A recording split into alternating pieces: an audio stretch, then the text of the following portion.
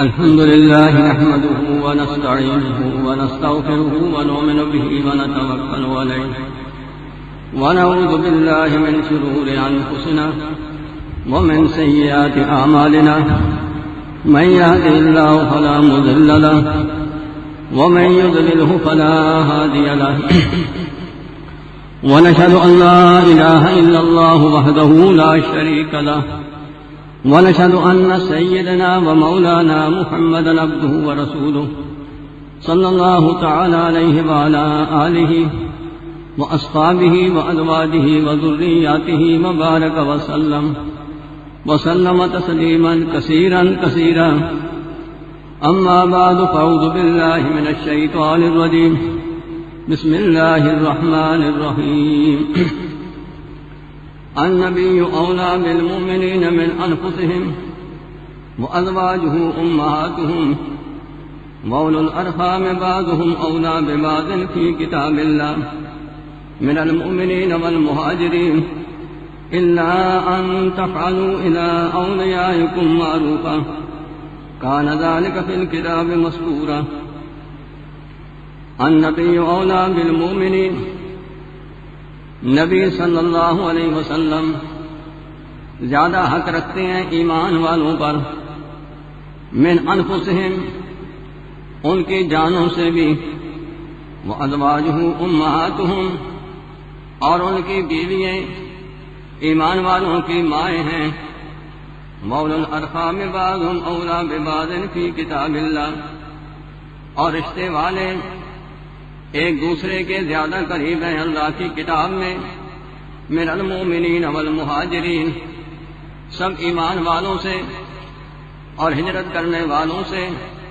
الا ان تفعلوا الى اولیائکم معروفا مگر یہ کہ کرو تم اپنے دوستوں سے معروفا احسان کان ذلک فی الکتاب مسطورا ہے یہ بات کتاب میں لکھی ہوئی قال النبی صلی اللہ علیہ وسلم لا یؤمن احدکم حتی اکون احب الیہ من والدہ وولدہ والناس اجمعین او کما قال النبی صلی اللہ علیہ وسلم سارے حضرات محبت سے درود پڑھ لیں اللہم صلی علی سیدنا محمد وعلی آل سیدنا محمد وبارک وسلم علیہ محترم حضرات میں نے آپ کے سامنے سورہ احزاب کی ایک آیت شریفہ بھی پڑھی ہے اور نبی کریم صلی اللہ علیہ وسلم کا ایک فرمان بھی پڑھا ہے اس آیت شریفہ میں اور سورہ احزاب کی دوسری آیتوں میں اللہ پاک نے نبی کریم صلی اللہ علیہ وسلم کی عظمت شان کو بیان فرمایا اور آپ کی ازواج مطہرات ان کی عظمت شان ان کے ادب و احترام کو بیان فرمایا کہ ان کا ادب احترام اپنے ماں باپ سے بھی بڑھ کر کے کرنا یہ واجب ہے جس طرح نبی کریم صلی اللہ علیہ وسلم کا ادب احترام اپنے باپ سے زیادہ کرنا یہ واجب ہے اسی طریقے سے آپ کی بیویاں جو ازواج مطہرات ہیں اور ہر کلمہ پڑھنے والے مسلمان کی مائیں ہیں ان کا ادب احترام اپنی ماں سے بھی زیادہ کرنا یہ واجب ہے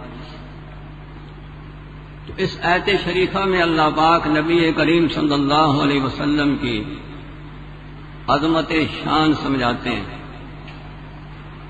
اور آپ کا حق بتلاتے ہیں فرماتے ہیں کہ النبی اولا بالمؤمنین من انفسہم نبی کریم صلی اللہ علیہ وسلم ایمان والوں پر ان کی جانوں سے بھی زیادہ حق رکھتے ہیں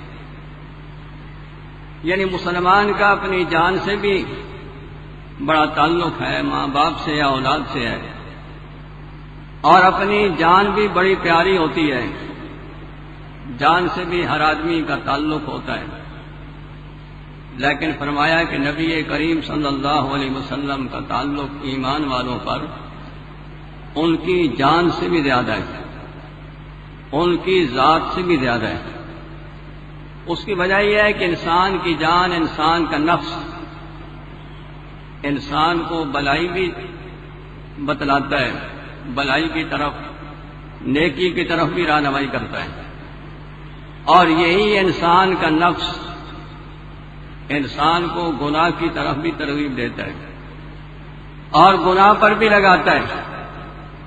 گناہ کے فائدے سمجھائے گا کہ فلاں کام کا یہ فائدہ ہے، فلاں کا یہ فائدہ ہے۔ تو انسان کا نفس جس طرح آدمی کو نیکی کے فائدے سمجھاتا ہے، نیکی پہ بھی لگاتا ہے، اور اسی طرح گناہ پہ بھی لگاتا ہے۔ اسی نفس کی وجہ کر کے آدمی شراب بھی پیتا ہے، جوا بھی کھیلتا ہے، اور چوریاں بھی کرتا ہے، قتل و غارت بھی کرتا ہے۔ تو یہ انسان کا نفس انسان سے مختلف قسم کے کام کرواتا ہے، لیکن نبی کریم صلی اللہ علیہ وسلم ساری امت کے بڑے ہمدرد ہیں، خیر خواہ، مسلمان تو مسلمان، مومن تو مومن، آپ کفار کے بھی بڑے ہمدرد ہیں کہ نبی کریم صلی اللہ علیہ وسلم اللہ کی ساری مخلوق کے ہمدرد ہیں، اور اللہ کی مخلوق کی ہمدردی آپ کے سینے میں کوٹ کوٹ کر بھری ہوئی تھی۔ آپ کسی کی تکلیف کو برداشت نہیں کر سکتے تھے، تو پھر ایمان والوں کے تو آپ سب سے زیادہ ہمدرد ہیں، جو اللہ کی ساری مخلوق کے ہمدرد ہیں اور سب کے فائدے کو چاہتے ہیں، بلائی کو چاہتے ہیں، سب کے نفع کو چاہتے ہیں۔ یہ ساری مخلوق، سارے انسان، جتنے کافر مشرک، یہ اگر ایمان لے آئیں اور ایمان قبول کر کے اللہ کے حکموں پہ عمل کر لیں، خدا کو راضی کر لیں، تو اللہ ان کی دنیا بھی بنا دے، آخرت بھی بن جائے، اور ہمیشہ کے جہنمی دوزخی ہونے سے بچ جائیں۔ نبی کریم صلی اللہ علیہ وسلم کے قلب مبارک میں اللہ نے یہ تڑپ رکھی تھی، آپ کو ہر وقت اپنی امت کی فکر تھی، آپ ہر وقت امت پہ محنت کرتے تھے، یہی فکر تھی۔ اور میدان قیامت میں بھی جب سب اولین آخرین جمع ہوں گے،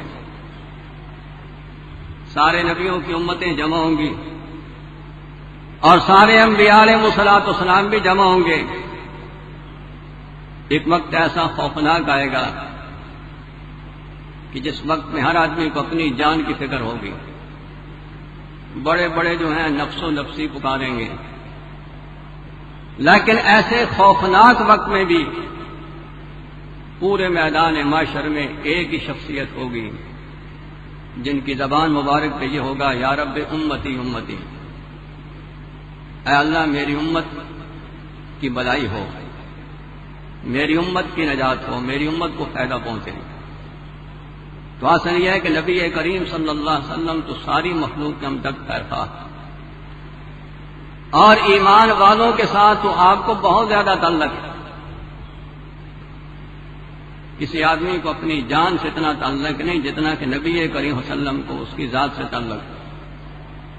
تو فرماتے ہیں نبی اولا بالمؤمنین من انفسہم، کہ نبی صلی اللہ علیہ وسلم تمام ایمان والوں پر ان کی جانوں سے بھی، ان کی ذات سے بھی زیادہ تعلق رکھتے ہیں، زیادہ حق رکھتے ہیں۔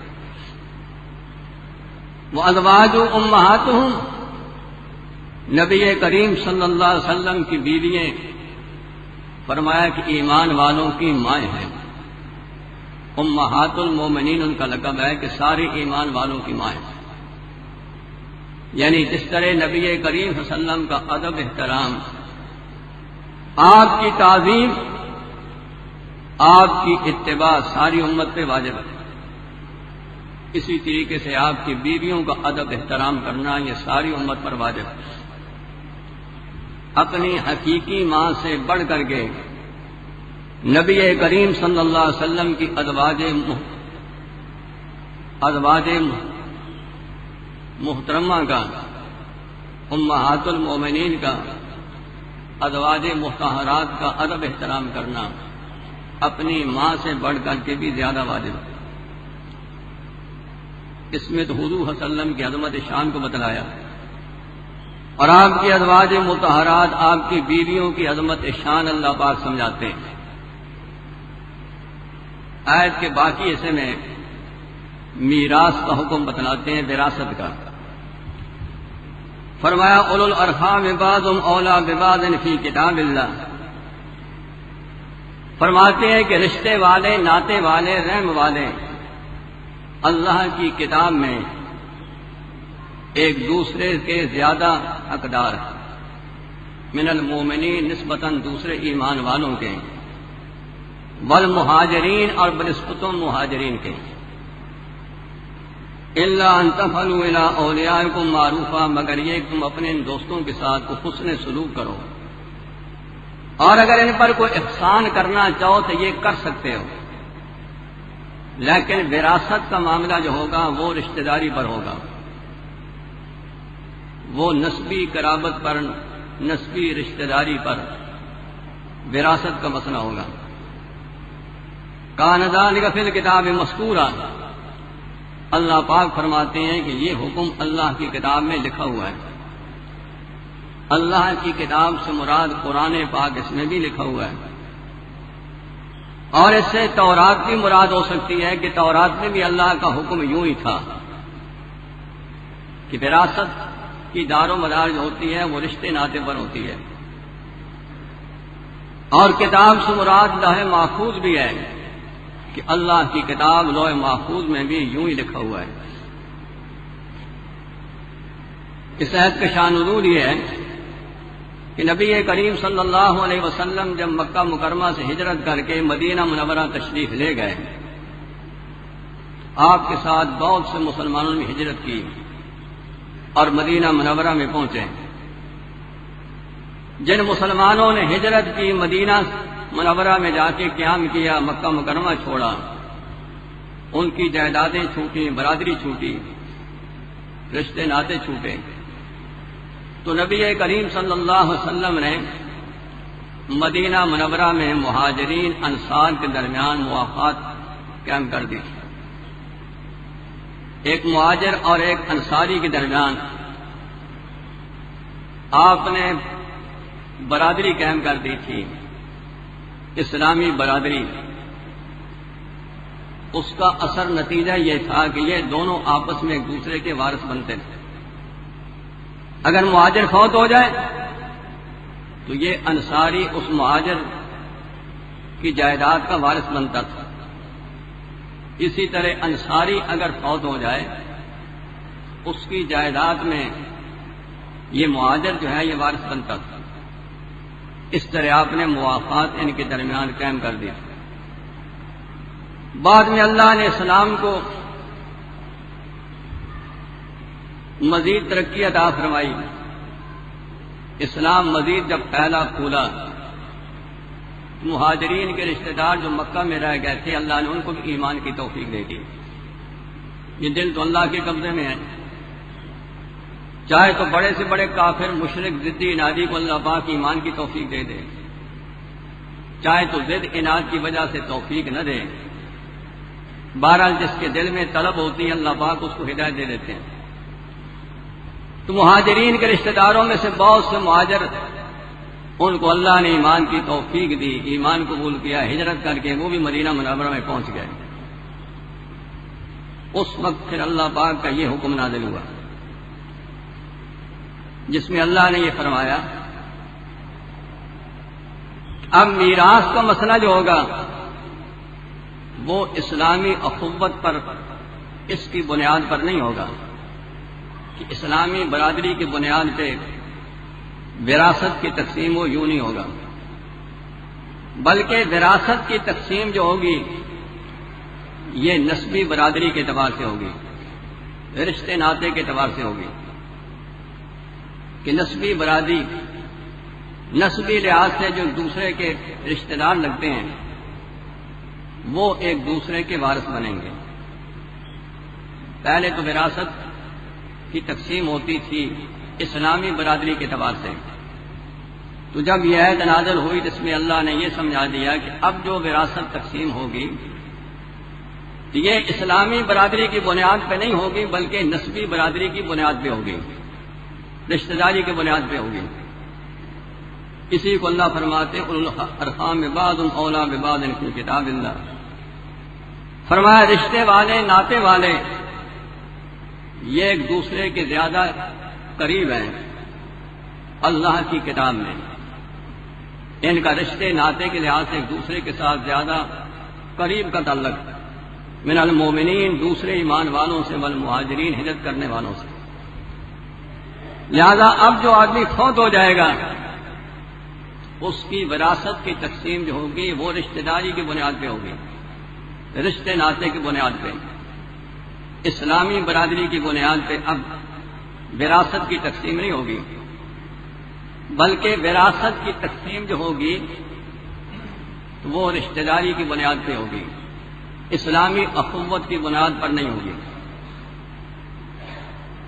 اور پھر فرماتے ہیں اللہ ان تفعلوا الی اولیاءکم معروفا, مگر یہ ہے کہ تم اپنے دوستوں کے ساتھ کوئی حسن سلوک, اگر ان کے ساتھ اپنی زندگی میں کوئی احسان کرنا چاہتے ہو تو یہ کر سکتے ہو. احسان کا مطلب یہ ہے کہ جن کو حضور صلی اللہ علیہ وسلم نے آپس میں بھائی بھائی بنایا تھا مہاجر انصاری کو, اگر ایک دوسرے کو ہدیہ دینا چاہتے ہو تو ہدیے کے طور پہ ایک دوسرے کے ساتھ کوئی بھلائی احسان کرنا چاہتے ہو تو کر سکتے ہو. یا کسی کے بارے میں وصیت کرنا چاہتے ہو تو وصیت کر کے کسی بھائی کو فائدہ پہنچانا چاہتے ہو تو وصیت بھی کر سکتے ہو. شریعت کے اندر غیر وارث کے لیے وصیت کرنا یہ درست ہے, لیکن وصیت نافذ ہوگی ثلث المال میں, کل مال کے تیسرے حصے میں, اس سے زیادہ میں نافذ نہیں ہوگی. تو اللہ یہ فرماتے ہیں کہ اب جو وراثت کی تقسیم ہوگی تو وہ رشتہ داری کی بنیاد پہ ہوگی, رشتے ناطے کی بنیاد پر. اسلامی برادری اسلامی اخوت کی بنیاد پہ وراثت کی تقسیم نہیں ہوگی. ہاں اگر آپ اپنے دوستوں بھائیوں کے ساتھ اسلامی بھائیوں کے ساتھ اگر کچھ احسان کرنا چاہتے ہو تو یہ کر سکتے ہو, اس کی اجازت ہے. زندگی میں ہدیۃً کو شاید دینا چاہتے ہو ہدیہ بھی دے سکتے ہو, ہدیہ دینا ایک دوسرے کو سنت. اور اگر مرنے سے پہلے اگر کوئی وصیت کرنا چاہتے ہو بھائی میرے مال میں سے جائیداد میں سے اتنا حصہ جو ہے فلاں آدمی کو دے دیا جائے تو یہ وصیت بھی کر سکتے ہو. وصیت کر کے کوئی احسان حسن سلوک اپنے مسلمان بھائیوں کے ساتھ کرنا چاہو تو اس کی اجازت ہے. لیکن اب وراثت اس طرح نہیں ہوگی جس طرح پہلے اسلامی اخوت کی بنیاد پہ وراثت کی تقسیم ہوتی تھی. اب یوں تقسیم نہیں ہوگی, اب وراثت کی تقسیم ہوگی رشتہ داری کی بنیاد پہ, جسمانی قرابت رشتے ناطے کی بنیاد پہ وراثت تقسیم ہوگی. اور فرمایا کہ ذالک فی الکتاب مذکورا, اور یہ حکم اللہ کی کتاب میں پہلے سے لکھا ہوا ہے.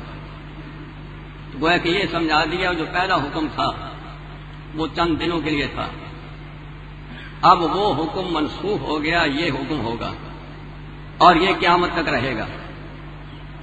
تو اس آیت کے شروع میں حق تعالی جل شانہ نبی کریم صلی اللہ علیہ وسلم کی عظمت شان کو سمجھایا کہ آپ کی شان ساری مخلوق سے بڑھ کر ہے. حق تعالی جل شانہ کی ذات کے بعد ساری کائنات میں آپ ہی کی عظمت ہے, آپ ہی کی شان ہے. اس لیے فرمایا النبی اولیٰ بالمؤمنین من انفسہم, کہ نبی کریم صلی اللہ علیہ وسلم تمام ایمان والوں پر ان کی جانوں سے بھی زیادہ حق رکھتے ہیں, کہ نبی کریم صلی اللہ علیہ وسلم کا ایمان والوں پہ زیادہ حق ہے. اور پھر امت مسلمہ نے اس کو ثابت بھی کیا ہر دور میں. اب وقتوں کی تفصیل کا نہیں, نبی کریم صلی اللہ علیہ وسلم کے زمانے مبارک میں بھی کچھ ایسے لوگ ہوئے ہیں کہ جنہوں نے نبی کریم صلی اللہ علیہ وسلم کی توہین کی, آپ کی گستاخی کی. تو ایسے گستاخوں کو مسلمانوں نے ٹھکانے پہ لگایا, اپنی جان ہتھیلی پہ رکھ کر کے ایسے گستاخان رسول کو انہوں نے خود رسول اللہ صلی اللہ علیہ وسلم کے زمانے مبارک میں بھی ٹھکانے لگایا گیا. میدان بدر میں گمسان کی جنگ ہے، اور مشرکین مکہ کی بڑی فوج ہے.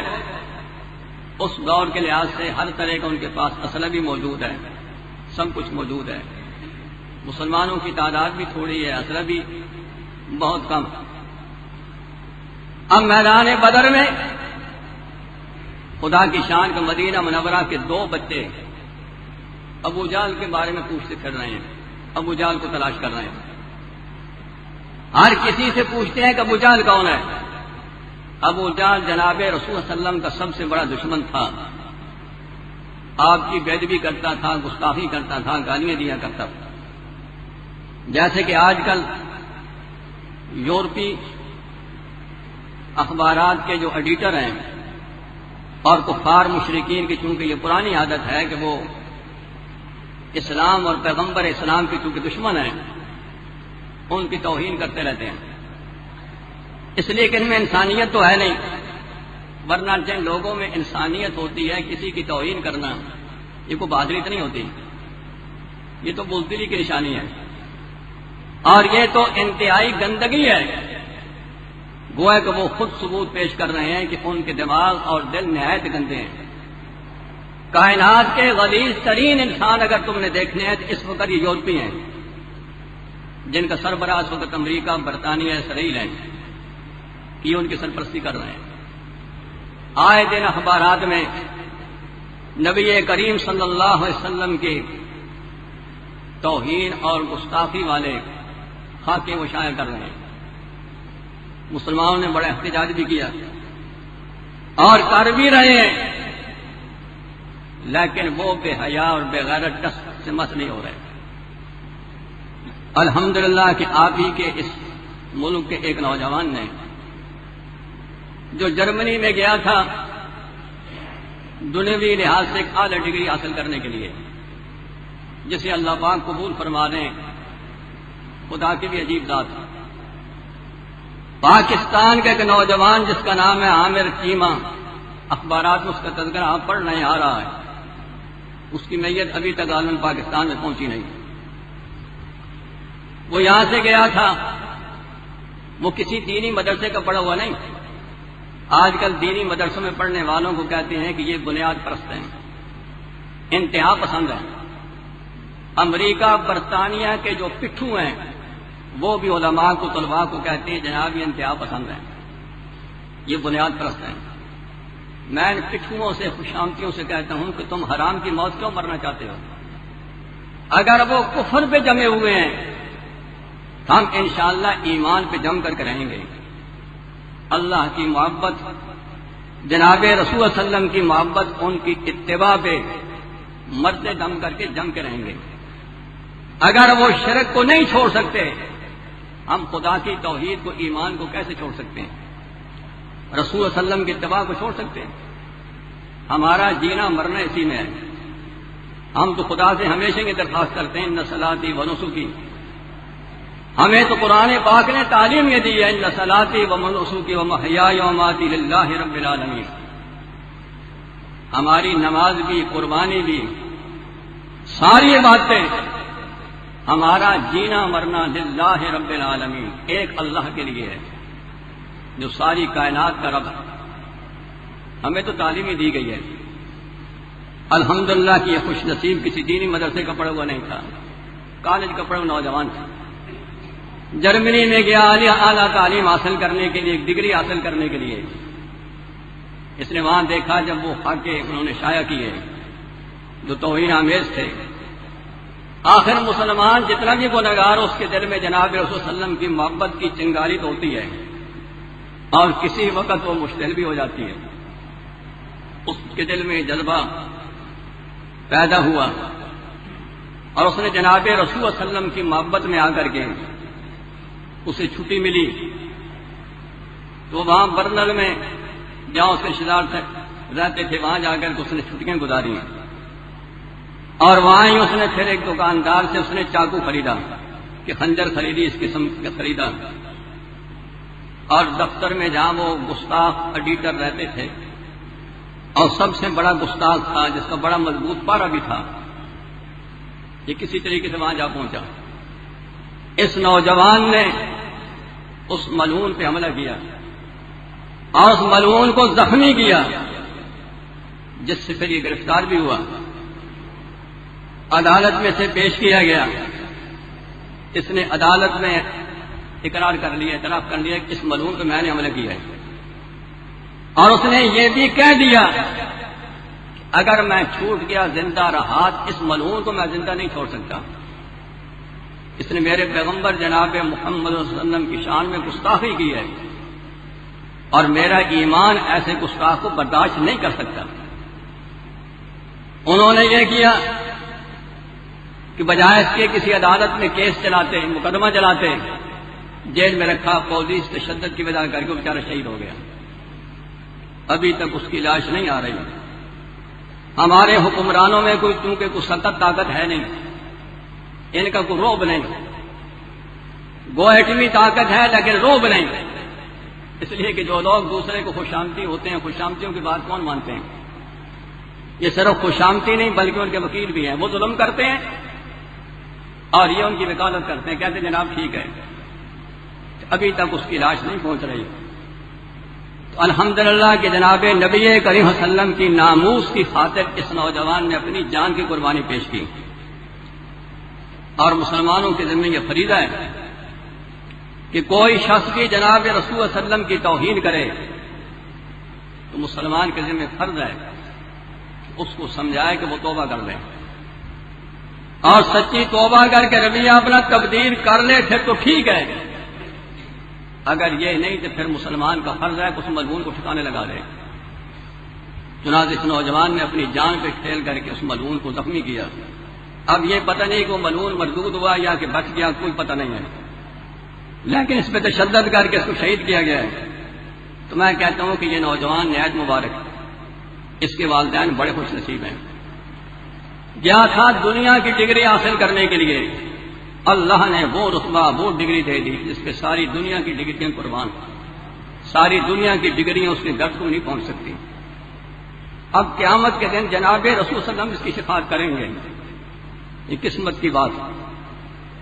کسی دینی مدرسے کا پڑھا ہوا نہیں تھا، لیکن سینے میں ایمان تھا، اللہ نے قبول فرما لیا۔ جان تو جانے والی ہے، سب کی جائے گی، معلوم نہیں کیسے موت آئے گی، لیکن اس کو اللہ نے ایک عجیب شان کی موت عطا فرمائی، جیسے کہ صحابہ کرام کی موت تھی۔ اللہ اس کی درجات کو بلند کرے، اس کے والدین کو صبر جمیل عطا فرمائے، ہر مسلمان کو اللہ پاک ایسا ہی ایمانی جذبہ عطا فرمائے۔ تو میں آپ سے یہ کہتا ہوں کہ اس نے اپنی جان قربان پیش کی حضور صلی اللہ علیہ وسلم کی ناموس کی تحفظ کی خاطر۔ تو ہم سب میں ایمان ہے، آپ دو باتوں کا وعدہ کریں، وعدہ کرتے ہیں۔ ہر آدمی غازی علم الدین شہید تو نہیں بن سکتا، ہر آدمی غازی عامر شہید بھی نہیں بن سکتا، لیکن یہ دو کام جو میں آپ سے کہہ رہا ہوں ہر آدمی کر سکتا ہے۔ ایک تو یہ ہے کہ جتنے یہ ملعون ممالک ہیں، یورپی ممالک، ان کی مصنوعات کا کلیتاً بائیکاٹ کر دیں، اپنے ملک مسلمان ملکوں کی بنی ہوئی چیزیں استعمال کریں۔ ان کے بغیر بھی آپ زندہ رہ سکتے ہیں، آپ ان کی چیزیں خرید کر کے آپ ان کو طاقتور بناتے ہیں، اپنے پیسے سے ان کی مدد کیوں کرتے ہیں؟ کیا آپ ان کی مصنوعات کا بائیکاٹ کریں گے؟ کیوں پہ تیار ہیں؟ یہ تو آسان ہے، مشکل نہیں۔ اگر نہیں کریں گے یہ عامر شہید قیامت کے دن آپ کے گلے سے پکڑ کر کے خدا کے داد میں پیش کرے گا کہ میں نے تو جان پیش کر کے آپ کی ناموس کا تحفظ کرایا، تو یہ مصنوعات کا بائیکاٹ نہیں کر سکتے تھے؟ کیوں بھی کریں گے؟ خود بھی کریں، دوسروں سے کروائیں۔ اور دوسری بات یہ ہے کہ نبی صلی اللہ علیہ وسلم کی اتباع کریں۔ جو داڑیاں رکھے ہوئے نہیں، میں ان سے ادب سے کہتا ہوں کہ مرنے والے ہو قبر میں جاؤ گے، اتنا تو پتہ چلے کہ مسلمان آ رہے، یہودی آ رہا۔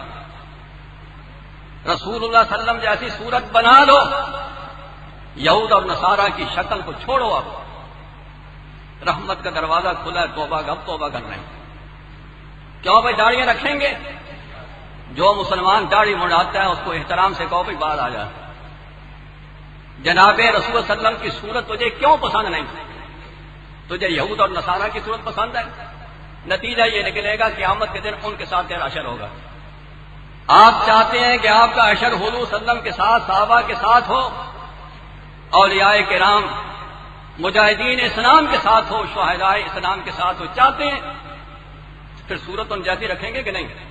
ایسی بنائیں گے کہ جو مسلمان داڑھی مڈاتے ہیں ان کو نرمی سے کہہ دیں حضور صلی اللہ علیہ وسلم جیسی صورت بناؤ، داڑھی رکھو، اور یہ داڑھی رکھنا ان کے لیے ایٹم بم، یہ ان کے سینوں پہ گویا کہ یہ مونگ ڈلنے ہیں کہ اب سارے مسلمان بارش ہو گئے ہیں، اور اپنے آپ کو اپنی اولاد کو فحاشی سے بچاؤ، بے حیائی کی فلمیں چھوڑ دیں، اور ہر معاملے میں جناب رسول صلی اللہ علیہ وسلم کی اتباع کر کے حضور صلی اللہ علیہ وسلم کا دل ٹھنڈا کریں۔ کیوں بھائی آپ کی اتباع کریں گے؟ یہ دو باتیں میں آپ سے چاہتا ہوں، ایک تو ان کی مصنوعات کا مکمل بائیکاٹ کریں، دوسروں سے بھی کروائیں، اور دوسرا یہ ہے کہ حضور صلی اللہ علیہ وسلم کی مکمل اتباع کر کے آپ کے دل مبارک کو ٹھنڈا کریں اور ان کفار مشرکین کو دنیا میں ذلیل کریں۔ ہم تم سے ڈرنے والے نہیں، ہم انشاءاللہ عملی طور پہ، اخلاقی طور پہ، معاشرت میں، ہر معاملے میں ہم حضور صلی اللہ علیہ وسلم کی اتباع کر کے رہیں گے۔ ہم تمہاری نہیں مانیں گے، ہم ان کی مانیں گے، کیوں بھی دو باتیں مانو گے، عمل کرو گے، انشاءاللہ نجات ہوگی۔ حضور صلی اللہ علیہ وسلم شفاعت فرمائیں گے، وما علینا الا البلاغ، حضور صلی اللہ علیہ وسلم شفاعت فرمائیں گے، وما علینا الا البلاغ، حضور صلی اللہ علیہ وسلم شفاعت فرمائیں گے، وما علینا الا البلاغ، حضور صلی اللہ علیہ وسلم شفاعت فرمائیں گے۔